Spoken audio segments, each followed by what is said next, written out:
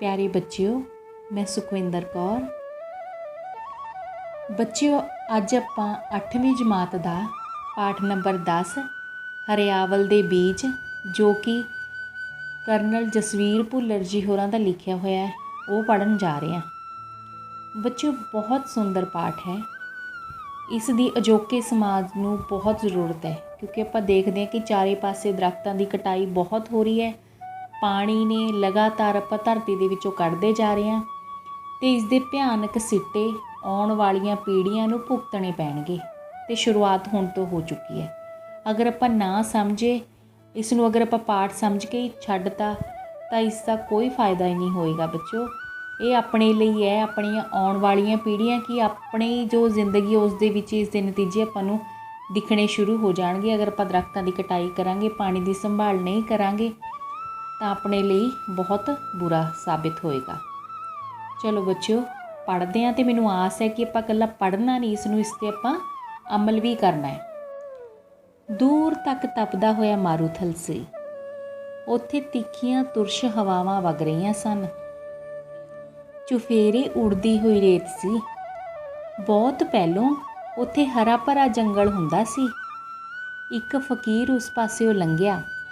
ਉਹਨੇ ਵੇਖਿਆ ਲੋਕ ਪਾਗਲਾਂ ਵਾਂਗ ਰੁੱਖ ਵੱਢ ਰਹੇ ਸਨ। ਫਕੀਰ ਨੇ ਲੋਕਾਂ ਨੂੰ ਆਖਿਆ, ਇਸ ਤਰ੍ਹਾਂ ਤਾਂ ਤੁਸੀਂ ਉੱਜੜ ਜਾਣਾ ਏ। ਉਹ ਲੋਕ ਕਈ ਸਾਲਾਂ ਤੋਂ ਜੰਗਲ ਕੱਟ ਰਹੇ ਸਨ। ਉਹ ਲੱਕੜਾਂ ਵੇਚ-ਵੇਚ ਕੇ ਅਮੀਰ ਹੋਏ ਸਨ। ਉਹਨਾਂ ਨੂੰ ਫਕੀਰ ਦੀ ਗੱਲ ਮੂਰਖਤਾ ਭਰੀ ਲੱਗੀ। ਉਹ ਹੱਸੇ ਤੇ ਪਹਿਲਾਂ ਵਾਂਗੂ ਹੀ ਰੁੱਖ ਵੱਢਦੇ ਰਹੇ। ਹੌਲੀ-ਹੌਲੀ ਜੰਗਲ ਮੁੱਕ ਗਏ। ਫੇਰ ਹੜ੍ਹ ਵੀ ਆਏ। ਹੜ੍ਹਾਂ ਦਾ ਪਾਣੀ ਸੋਖਣ ਲਈ ਉੱਥੇ ਰੁੱਖ ਹੀ ਨਹੀਂ ਸਨ। ਹੜ੍ਹਾਂ ਨੇ ਤਬਾਹੀ ਵੀ ਕੀਤੀ ਸੀ ਤੇ ਪਾਣੀ ਜ਼ਰਖੇਜ਼ ਮਿੱਟੀ ਨੂੰ ਰੋੜ ਕੇ ਵੀ ਲੈ ਗਿਆ। ਲੋਕ ਨੰਗ ਮੁਨੰਗੀ ਧਰਤੀ ਉੱਤੇ ਬੈਠੇ ਰਹਿ ਗਏ। ਹਰਿਆ ਭਰਿਆ ਦੇਸ਼ ਮਾਰੂਥਲ ਹੋ ਗਿਆ। ਤੇਜ਼ ਹਵਾਵਾਂ ਨਿਤ ਦਿਨ ਵਗਦੀਆਂ ਉਸ ਧਰਤੀ ਉੱਤੇ ਰੇਤ ਵਿਛਾ ਕੇ ਤੁਰ ਜਾਂਦੀਆਂ। ਇੱਕ ਵਾਰ ਹਵਾ ਨੇ ਝੱਖੜ ਦਾ ਰੂਪ ਲੈ ਲਿਆ। ਬੇਰੰਗ ਜਿਹੇ ਢਾਰੇ ਜੜ੍ਹਾਂ ਤੋਂ ਉਖੜ ਗਏ।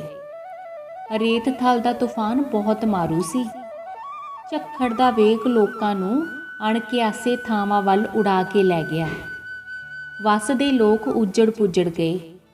ਭਿੱਖੂ ਨੇ ਆਪਣੀ ਪਤਨੀ ਅਤੇ ਪੁੱਤਰ ਨੂੰ ਘੁੱਟ ਕੇ ਫੜਿਆ ਹੋਇਆ ਸੀ, ਪਰ ਝੱਖੜ ਸਾਵੇਂ ਉਹਨਾਂ ਦੇ ਪੈਰ ਨਹੀਂ ਸਨ ਟਿਕੇ।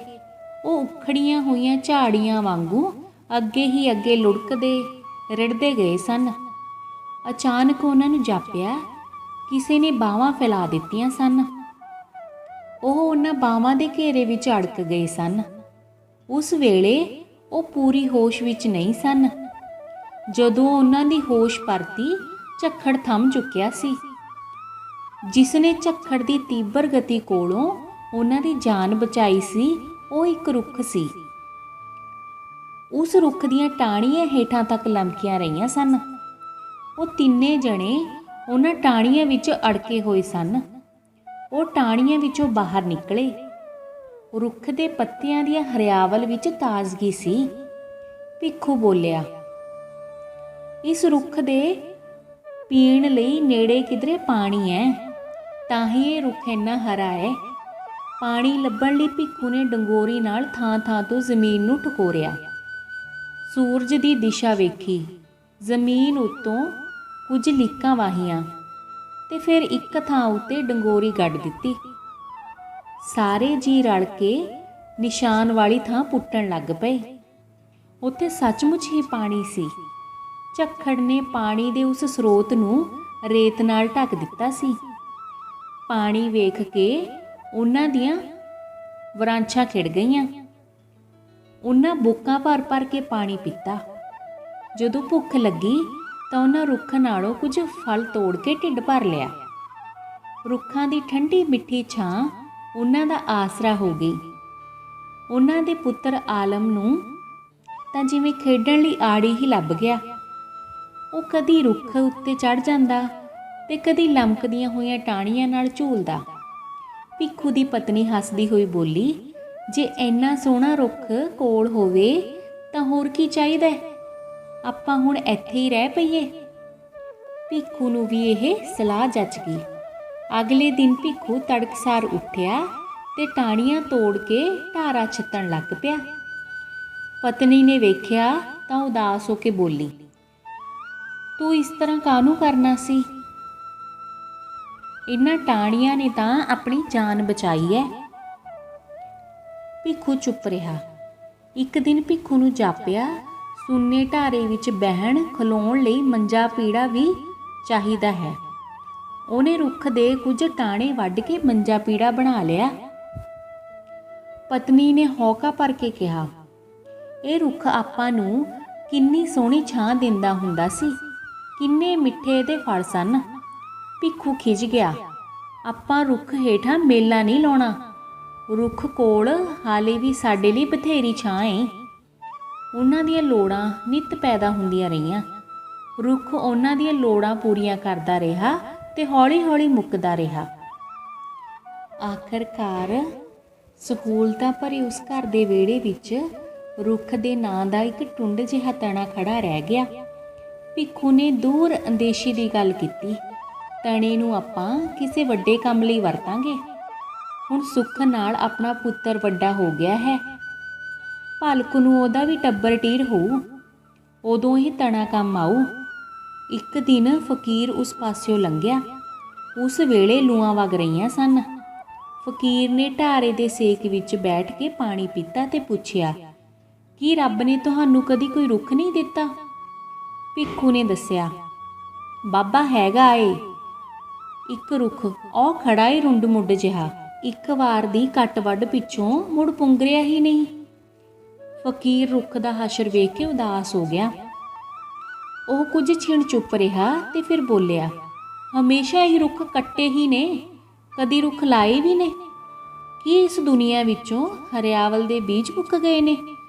ਭਿੱਖੂ ਨੂੰ ਕੋਈ ਗੱਲ ਨਾ ਔੜੀ। ਫਕੀਰ ਨੇ ਅੱਖਾਂ ਮੀਟ ਲਈਆਂ। ਕੁਝ ਚਿਰ ਪਿੱਛੋਂ ਉਸ ਅੱਖਾਂ ਖੋਲੀਆਂ ਤੇ ਉਦਾਸ ਸੁਰ ਵਿੱਚ ਬੋਲਿਆ, ਤਾਂ ਹੀ ਮੈਂ ਇਸ ਘਰ ਉੱਤੇ ਉਜੜੇ ਦਾ ਪਰਛਾਵਾਂ ਵੇਖ ਰਿਹਾ ਹਾਂ। ਜਦੋਂ ਰੁੱਖ ਨਾ ਹੋਣ ਤਾਂ ਇਸ ਤਰ੍ਹਾਂ ਹੀ ਹੁੰਦਾ ਹੈ। ਇਹ ਸੁਣ ਕੇ ਘਰ ਦੇ ਸਾਰੇ ਜੀ ਬੇਚੈਨ ਹੋ ਗਏ। ਫਕੀਰ ਨੇ ਉਹਨਾਂ ਦੇ ਮਨ ਵਿੱਚ ਹਰਿਆਵਲ ਦੇ ਬੀਜ ਖਿਲਾਰ ਦਿੱਤੇ ਸਨ। ਉਹ ਬੀਜ ਟੱਬਰ ਦੇ ਮਨ ਵਿੱਚ ਪੁੰਗਰ ਗਏ ਸਨ। ਫਕੀਰ ਦੇ ਜਾਣ ਪਿੱਛੋਂ ਉਹ ਬੇਵੱਸ ਜਿਹੇ ਰੜੀ ਥਾਂ 'ਚ ਬੈਠੇ ਹੋਏ ਸਨ। ਆਲਮ ਰੋਣ ਹੱਕਾ ਹੋਇਆ ਬੋਲਿਆ, ਬਾਪੂ ਤੂੰ ਰੁੱਖ ਵੱਢਣ ਵਾਲਾ ਕਿਉਂ ਬਣਿਆ ਸੈਂ? ਤੂੰ ਰੁੱਖ ਉਗਾਉਣ ਵਾਲਾ ਕਿਉਂ ਨਹੀਂ ਬਣਿਆ? ਭਿੱਖੂ ਨੇ ਸ਼ਰਮਸ਼ਾਰ ਹੋਏ ਨੀਵੀਂ ਪਾ ਲਈ। ਮੇਰੇ ਵੱਡੇ ਵਡੇਰੇ ਵੀ ਇਸ ਤਰ੍ਹਾਂ ਹੀ ਕਰਦੇ ਸਨ। ਮੈਂ ਸੋਚਿਆ ਇਸੇ ਤਰ੍ਹਾਂ ਕਰੀਦਾ ਏ, ਮੈਨੂੰ ਕੀ ਪਤਾ ਸੀ। ਮਾਰੂਥਲ ਵਿੱਚ ਵਾਵ ਰੋਲਾ ਜਿਹਾ ਉੱਠਿਆ। ਅਚਾਨਕ ਆਲਮ ਖੜਾ ਹੋ ਗਿਆ। ਹੁਣ ਮੈਂ ਵੱਡਾ ਤਾਂ ਹੋ ਗਿਆ ਵਾਂ, ਹੁਣ ਮੈਂ ਬਣਾਂਗਾ ਰੁੱਖ ਉਗਾਉਣ ਵਾਲਾ। ਤੇ ਆਲਮ ਤਿੱਖੜ ਧੁੱਪ ਵਿੱਚ ਹਰਿਆਵਲ ਦੇ ਬੀਜ ਲੱਭਣ ਤੁਰ ਪਿਆ। ਆਲਮ ਨੂੰ ਹਰਿਆਵਲ ਦੇ ਬੀਜ ਲੱਭ ਪਏ ਹਨ। ਸੁਣਿਆ ਹੈ ਆਲਮ ਜਿੱਧਰ ਵੀ ਲੰਘਦਾ ਹੈ ਰੁੱਖ ਲਾਉਂਦਾ ਤੁਰਿਆ ਜਾਂਦਾ ਹੈ। ਸੋ ਬੱਚਿਓ, ਆਪਾਂ ਦੇਖਿਆ ਕਿ ਰੁੱਖ ਆਪਾਂ ਆਪਣੇ ਲਾਲਚ ਲਈ ਵਰਤਦੇ ਹਾਂ, ਉਹਨਾਂ ਨੂੰ ਵੱਢਦੇ ਹਾਂ, ਤੇ ਪਰ ਆਪਾਂ ਨੂੰ ਇਹ ਨਹੀਂ ਪਤਾ ਕਿ ਇਹ ਲਾਲਚ ਦਾ ਨੁਕਸਾਨ ਆਪਾਂ ਨੂੰ ਖੁਦ ਹੀ ਹੋ ਰਿਹਾ ਹੈ। ਅਗਰ ਇਸ ਤਰ੍ਹਾਂ ਆਪਾਂ ਰੁੱਖ ਵੱਢੇ ਨੇ, ਜੰਗਲ ਕੱਟੇ ਨੇ, ਤਾਂ ਹੀ ਅੱਜ ਆਪਾਂ ਦੇਖਦੇ ਹਾਂ ਆਪਣੇ ਸਾਹਮਣੇ ਕਿੰਨੀ ਭਿਆਨਕ ਨੌਬਤ ਆ ਰਹੀ ਹੈ। ਚਾਰੇ ਪਾਸੇ ਆਪਾਂ ਨੂੰ ਕੁਦਰਤੀ ਮੁਸੀਬਤਾਂ ਦਾ ਸਾਹਮਣਾ ਕਰਨਾ ਪੈ ਰਿਹਾ ਹੈ। ਸੋ ਬੱਚਿਓ, ਆਪਾਂ ਇਸ ਪਾਠ ਨੂੰ ਇੱਥੇ ਪੜ੍ਹ ਕੇ ਛੱਡਣਾ ਨਹੀਂ ਹੈ, ਸਗੋਂ ਹਰ ਇੱਕ ਬੱਚੇ ਨੇ ਰੁੱਖ ਲਗਾਉਣੇ ਹਨ। ਆਪਣੇ ਆਸ-ਪਾਸ ਬਹੁਤ ਥਾਂ ਹੈ ਜੋ ਉਜਾੜ ਹੋ ਚੁੱਕੀ ਹੈ, ਉੱਥੇ ਕਿਸੇ ਵੀ ਤਰ੍ਹਾਂ ਦਾ ਦਰਖਤ ਆਪਾਂ ਲਾ ਸਕਦੇ ਹਾਂ। ਮੈਨੂੰ ਆਸ ਹੈ ਬੱਚਿਓ ਤੁਹਾਨੂੰ ਇਹ ਸਮਝ ਆਇਆ ਸਾਰਾ ਪਾਠ। ਚਲੋ ਹੁਣ ਆਪਾਂ ਇਸ ਦੇ ਪ੍ਰਸ਼ਨ ਉੱਤਰ ਪੜ੍ਹਦੇ ਹਾਂ, ਦੇਖਦੇ ਹਾਂ ਤੁਹਾਨੂੰ ਕਿੰਨੇ ਕੁ ਸਮਝ ਆਏ ਨੇ। ਫਕੀਰ ਨੇ ਲੋਕਾਂ ਨੂੰ ਕੀ ਸਿੱਖਿਆ ਦਿੱਤੀ ਅਤੇ ਕਿਉਂ? ਬੱਚਿਓ, ਆਪਾਂ ਦੇਖਦੇ ਹਾਂ ਕਿ ਫਕੀਰ ਦੇਖ ਰਿਹਾ ਸੀ ਕਿ ਲੋਕ ਚਾਰੇ ਪਾਸੇ ਰੁੱਖਾਂ ਨੂੰ ਵੱਢ ਰਹੇ ਸਨ। ਫਕੀਰ ਨੇ ਕਿਹਾ ਕਿ ਤੁਸੀਂ ਰੁੱਖ ਲਗਾਓ, ਨਹੀਂ ਤਾਂ ਸਾਰੀ ਧਰਤੀ ਹੈ ਜੋ ਉਹ ਉਜਾੜ ਹੋ ਜਾਏਗੀ ਤੇ ਤੁਹਾਡਾ ਖਾਤਮਾ ਹੋ ਜਾਏਗਾ। ਲੋਕਾਂ ਵੱਲੋਂ ਰੁੱਖਾਂ ਦੀ ਅੰਨ੍ਹੇਵਾਹ ਕੀਤੀ ਕਟਾਈ ਦਾ ਨਤੀਜਾ ਕੀ ਨਿਕਲਿਆ? ਲੋਕਾਂ ਵੱਲੋਂ रुखां दी कीती अन्नेवाह कटाई का नतीजा ये निकलिया कि चारे पासे तूफान आउण लगे, हड़ भी आए, तो मतलब सारे जो धरती सी वो सरखेज़ मिट्टी चली गई तो बंजर मिट्टी उत्थे रह गई, उजाड़ हो गया चारे पासे। रेत थल दे तूफान कारण भिक्खू ते उसदे परिवार नाल की वापरिया। आपां देखदे कि रेत थल दे तूफान जो आया सी वो भिक्खू ते उसदे परिवार नूं उड़ा के लै जा रहा सी, पर वह परिवार किने बचाया सी? एक दरख्त ने। अगे आ गया प्रश्न, विपता के समय भिक्खू ते उसदे परिवार लई रुख किवें सहाई होया? वो जदों तूफान उन्हां नूं उड़ा के लैके जा रहा सी तां जिहड़ी दरख्त दीयां टाहणियां सन वो उन्हां दे विच फस गए सन। उन्हां नूं लग्गिया कि किसी बावां ने उन्हां नूं सहारा दिता, पर असल दे विच वो दरख्त दीयां टाहणियां सन। उसने दरख्त ने उन्हां दी जान बचा ली सी। फकीर ने भिक्खू नूं नवें रुख लगाउण लई किवें प्रेरिया? उन्हें कहा भी अगर तुसीं इस तरह ही रुख वढ़दे गए, धरती बंजर हुंदी गई तां तुसीं भुखे प्यासे एक दिन मर जाओगे। इस करके तुहानूं की करना चाहिदा है, ये उजाड़ दे जो परछावें मैनूं तुहाडे इत्थे नज़र आ रहे ने उन्हां नूं दूर करके तुहानूं वध तों वध रुख लगाउणे चाहीदे हन। फकीर ने भिक्खू नूं नवें रुख लाउण लई किवें प्रेरिया? इस तरह ही प्रेरिया सी।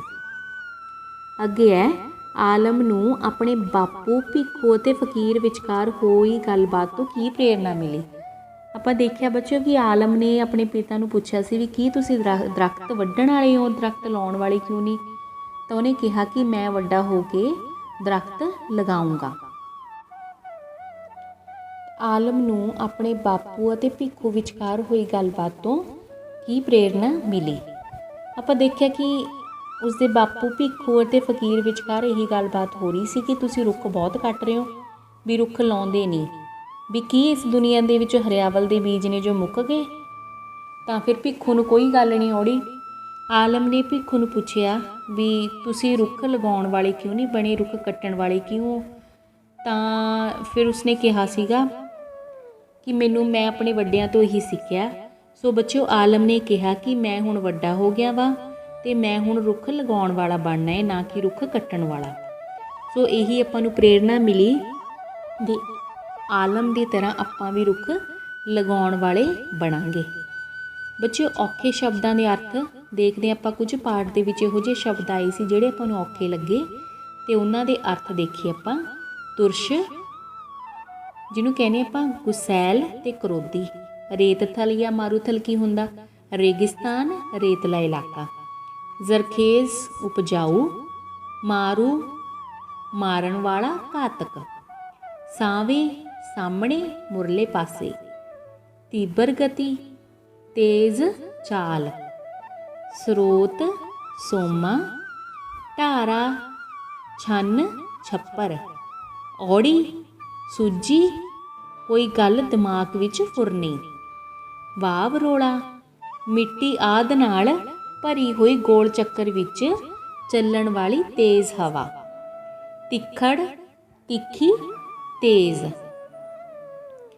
सो बच्चों, ये औखे शब्दां दे अर्थ सन। हुण आपां देखदे हां वाकां विच वरतो। वरांछां खिड़ जाणियां, जदों कोई इंसान बहुत खुश हुंदा है, जिवें उन्होंने देखिया भी एक दरख्त नूं देख के उन्हां दीयां वरांछां खिड़ गईयां जदों ओह रेत थल दे तूफान दे विच उजड़ के जा रहे सन। भिक्खू अते उसके परिवार नूं जदों दरख्त दिखिया तो उन्हां दीयां वरांछां खिड़ गईयां, या दरख्त नूं देख के भिक्खू अते उसके परिवार दीयां वरांछां खिड़ गईयां। आसरा, तूफान दे विच भिक्खू अते उसके परिवार नूं रुख ने आसरा दिता। तड़कसार, तड़कसार बच्चों आपां कहांगे भी भिक्खू ने तड़कसार ही दरख्त दीयां टाहणियां कट दित्तियां। बाकी आपां अगर लिखना होवे भी आलम ने तड़कसार ही दरख्त लगा लए, क्योंकि आपां कट्टना क्यों, आपां लगाउणा आपां करिए भी आलम ने प्रेरणा लैके तड़कसार ही रुख ओह लगा दिते। टब्बर टीहर, भिक्खू अपने टब्बर टीहर नूं बचाउण दी बहुत कोशिश कर रहा सी। आपां देखिया भी तूफान आ गया सी, भी वो अपने टब्बर टीहर नूं बचाउण दी बहुत कोशिश कर रहा सी। लू वगना, ਗਰਮੀ ਵਿੱਚ ਬਹੁਤ ਲੂਆਂ ਵਗਦੀਆਂ ਹਨ ਜਾਂ ਰੇਤ ਥਲ ਦੇ ਤੂਫਾਨ ਦੇ ਵਿੱਚ ਬਹੁਤ ਤਿੱਖੀ ਲੂ ਵਗ ਰਹੀ ਸੀ। ਰੋਣ ਹੱਕਾ ਭਿੱਖੂ ਦਾ ਜਦੋਂ ਸਭ ਕੁਝ ਉੱਜੜ ਗਿਆ ਤਾਂ ਉਹ ਰੋਣ ਹੱਕਾ ਹੋ ਗਿਆ। ਹਰਿਆਵਲ, ਸਾਨੂੰ ਹਰਿਆਵਲ ਦੇ ਬੀਜ ਲਗਾਉਣੇ ਚਾਹੀਦੇ ਹਨ। ਸਾਨੂੰ ਆਪਣੇ ਅੰਦਰ ਹਰਿਆਵਲ ਦੇ ਬੀਜ ਬੋਣੇ ਚਾਹੀਦੇ ਹਨ। ਠੀਕ ਹੈ, ਹਰਿਆਵਲ ਦੇ ਬੀਜ ਧਰਤੀ ਨੂੰ ਹਰਾ ਭਰਾ ਕਰ ਦਿੰਦੇ ਹਨ। ਸੋ ਇਹ ਸੀ ਬੱਚਿਓ ਵਾਕਾਂ ਵਿੱਚ ਵਰਤੋ। ਤੁਸੀਂ ਆਪਣੇ ਹਿਸਾਬ ਦੇ ਨਾਲ ਵੀ ਆਪਣੇ ਵਾਕਾਂ ਨੂੰ ਵਰਤ ਸਕਦੇ ਹੋ। ਜਿਵੇਂ ਇੱਕ ਇੱਕ ਵਾਕ ਦੇ ਆਪਾਂ ਤੁਹਾਨੂੰ 2-2 3-3 ਵਾਕ ਬਣਾਉਣੇ ਦੱਸੇ ਹਨ, ਇਸ ਤਰ੍ਹਾਂ ਤੁਸੀਂ ਇੱਕ ਇੱਕ ਸ਼ਬਦ ਦੇ ਮਤਲਬ 2-2 3-3 ਵਾਕ ਬਣਾ ਕੇ ਆਪਣੇ ਦਿਮਾਗ ਦੇ ਵਿੱਚ ਇੱਕ ਉਸ ਨੂੰ ਛਾਂਟ ਕੇ ਚੰਗੀ ਤਰ੍ਹਾਂ ਲਿਖ ਸਕਦੇ ਹੋ। ਠੀਕ ਹੈ ਬੱਚਿਓ, ਧੰਨਵਾਦ।